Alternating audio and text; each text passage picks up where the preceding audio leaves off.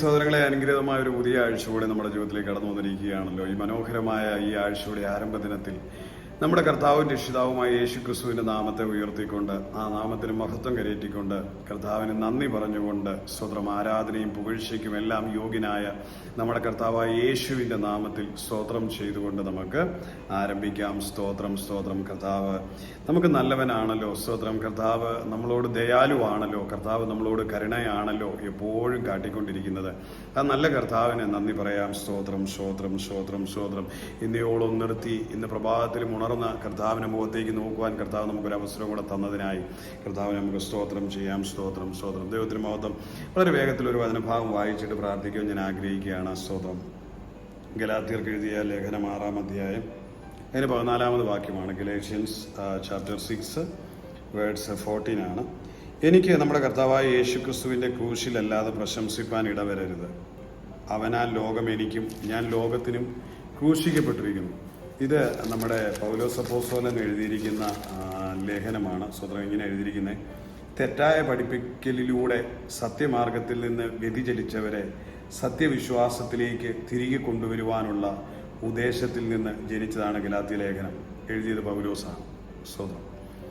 അത് പ്രത്യേകം അവിടെ ഓർപ്പിക്കുന്നുണ്ടോ? തെറ്റായ പഠിപ്പിക്കലിൽ നിന്ന് സത്യമാർഗത്തിൽ നിന്ന് വ്യതിചലിച്ചവരെ, സത്യമാർഗം എന്ന് പറഞ്ഞാൽ ക്രിസ്തുവിന്റെ മാർഗം, ക്രിസ്തുവിന്റെ മാർഗത്തിൽ നിന്ന് വ്യതിചലിച്ചവരെ സത്യവിശ്വാസത്തിലേക്ക്, ക്രിസ്തുവിന്റെ വിശ്വാസത്തിലേക്ക് തിരികെ കൊണ്ടുവരുവാനുള്ള ഉദ്ദേശത്തിൽ നിന്നും ജനിച്ചതാണ് ഗലാത്യ ലേഖനം പൗലോസിന്.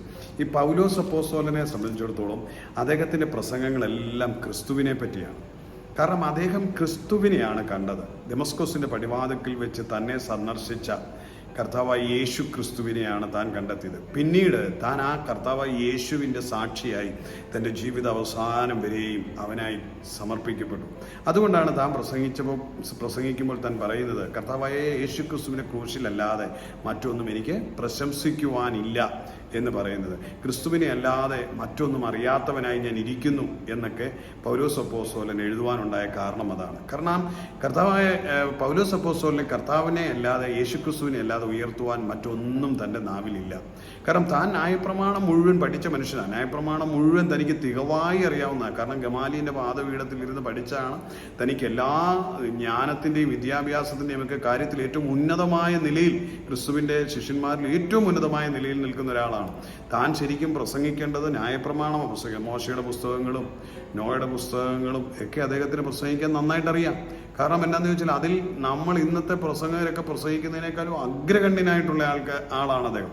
അദ്ദേഹത്തിന് അത് നല്ല തികവായി ന്യായപ്രമാണം അറിയാം. അദ്ദേഹം ശരിക്കും അതിനെപ്പറ്റി പ്രസംഗിച്ചാൽ ഇന്ന് ഈ കാണുന്ന ആർക്കും അദ്ദേഹത്തിന്റെ ജ്ഞാനത്തോട് എതിർത്ത് നിൽക്കാൻ കഴിയാതെ വണ്ണം പ്രാഗൽഭ്യമുള്ള മനുഷ്യനാണ്. പക്ഷെ അദ്ദേഹം പറയുകയാണ്, എനിക്ക് ക്രൂശിലല്ലാതെ പ്രശംസിക്കാനൊന്നുമില്ല.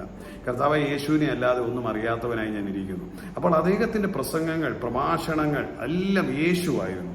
അദ്ദേഹം പോയടത്ത് മുഴുവൻ യേശുവിന്റെ സാക്ഷിയായിരുന്നു. ഇന്ന് നമുക്കും അതുപോലെ കർത്താവിനെ അറിഞ്ഞ് രക്ഷിക്കപ്പെടുന്നതിന് മുമ്പ് നിങ്ങളായിരുന്ന ആരാധനാലയങ്ങളിലൊക്കെ നിങ്ങൾ പഠിച്ചതോ ഒക്കെ നിങ്ങൾ പറയുന്നതുകൊണ്ട് കുഴപ്പമില്ല. പക്ഷെ രക്ഷിക്കപ്പെട്ട് യേശുവിനെ അറിഞ്ഞു കഴിഞ്ഞാൽ പിന്നെ നിങ്ങളുടെയും എൻ്റെയും ഒക്കെ പ്രഭാഷണങ്ങൾ യേശുവിനെ പറ്റിയായിരിക്കണം.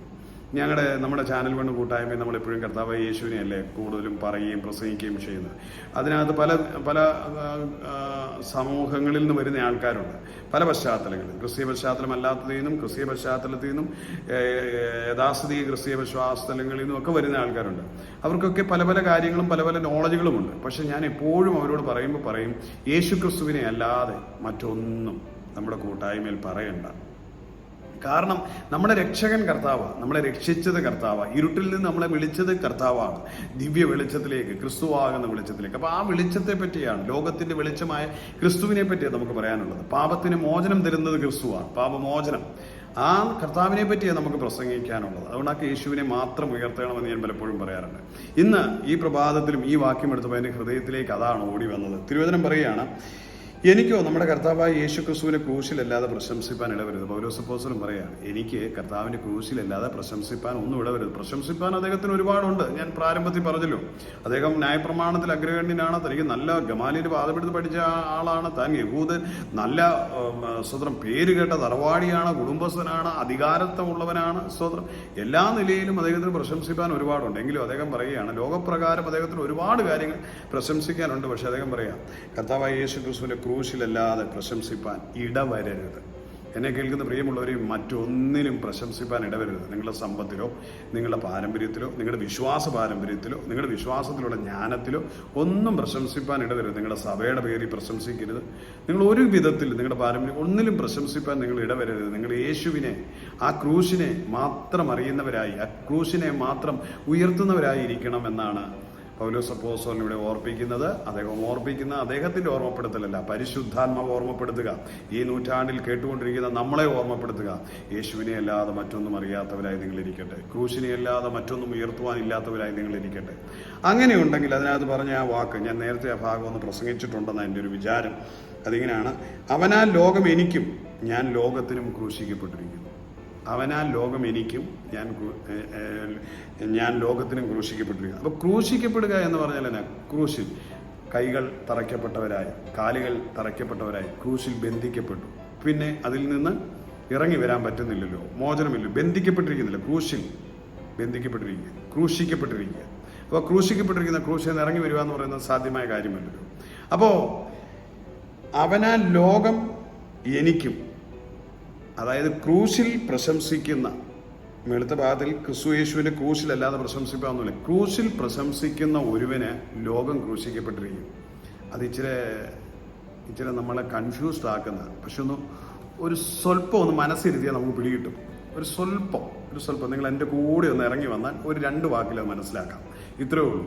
അതായത് ക്രൂശിൽ പ്രശംസിക്കുന്നവന് ലോകം ക്രൂശിക്കപ്പെട്ടിരിക്കും. ലോകത്തിന് അവൻ്റെ അരികിലേക്ക് വരാൻ പറ്റത്തില്ല. അവൻ ബന്ധിക്കപ്പെട്ടു. ലോകം ബന്ധിക്കപ്പെട്ടു, ക്രൂശിൽ ബന്ധിക്കപ്പെട്ടു. ക്രൂശിൽ കിടക്കുന്നവൻ ഇറങ്ങി വരാൻ പറ്റത്തില്ലോ. ഞാൻ ക്രൂശിൽ പ്രശംസിക്കുകയും ക്രൂശിൽ ആശ്രയിക്കുകയും ചെയ്യുന്ന എനിക്ക് വേണ്ടി. കാരണം ഈ ലോകം എന്ന് പറയുന്നത് ജഡമോഹം തരുന്നതാണ്, പാപ വഴികൾ എന്നുള്ളതാണ്. ഈ പാപവും ജഡവും ഒക്കെ നിറഞ്ഞ ഈ ലോകം ക്രൂശിൽ പ്രശംസിക്കുന്ന ഒരു ദൈവവേദിലേക്ക് വരുവാൻ കഴിയാതവണ്ണം, ഇറങ്ങി വരുവാൻ കഴിയാതെ, അല്ലെങ്കിൽ അവനെ പെടുത്തുവാൻ കഴിയാതവണ്ണം, അവനെ പിടിക്കുവാൻ കഴിയാതവണ്ണം ബന്ധിക്കപ്പെട്ടു ക്രൂശിൽ. അതുകൊണ്ട് പറയുന്നത്, ക്രൂശിൽ പ്രശംസിക്കുന്ന നിനക്ക് വേണ്ടി ലോകം ക്രൂശിക്കപ്പെട്ടിരിക്കുന്നു. പിടികിട്ടിയത് എൻ്റെ വിചാരം, അത്രയും പിടികിട്ടിയാൽ മതി. ഇനി അത് വേറൊരു പ്രസംഗത്തിൽ അത് വിശാലമാക്കി പ്രസംഗിക്കാം. രണ്ടാമത് പറയാണ്, ഞാൻ ലോകത്തിനും ക്രൂശിക്കപ്പെട്ടിരിക്കുന്നു. ഞാൻ ലോകത്തിനും ക്രൂശിക്കപ്പെട്ടിരിക്കുന്നു.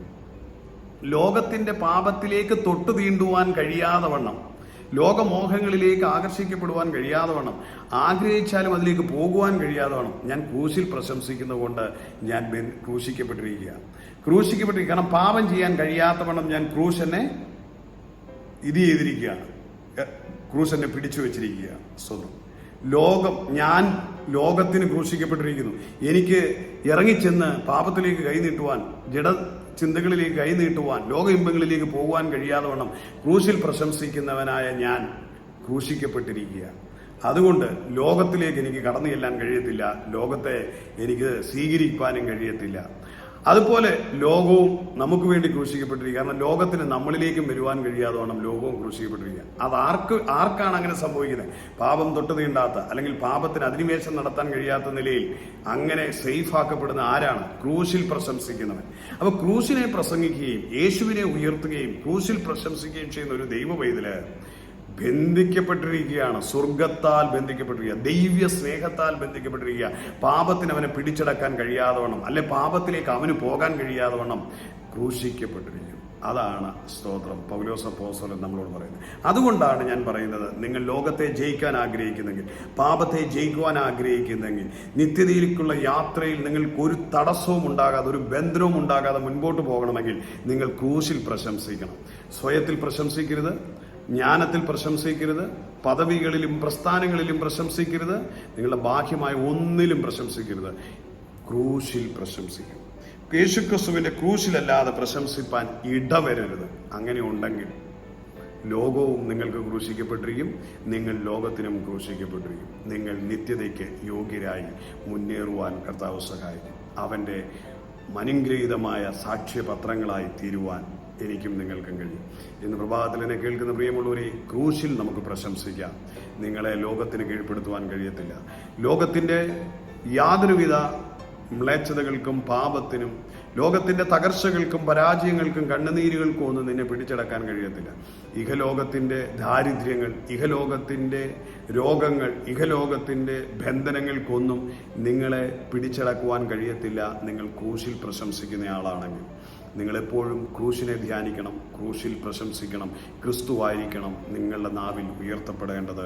ക്രിസ്തുവിൽ ആശ്രയിക്കുന്നവൻ ഒരിക്കലും ലോകത്തിൽ പിടിക്കപ്പെടുവാൻ ഇടയാകത്തില്ല എന്ന് ഉറപ്പു നൽകുന്നു. നമുക്ക് കണ്ണുകളെ അടയ്ക്കാൻ പ്രാർത്ഥിക്കാം.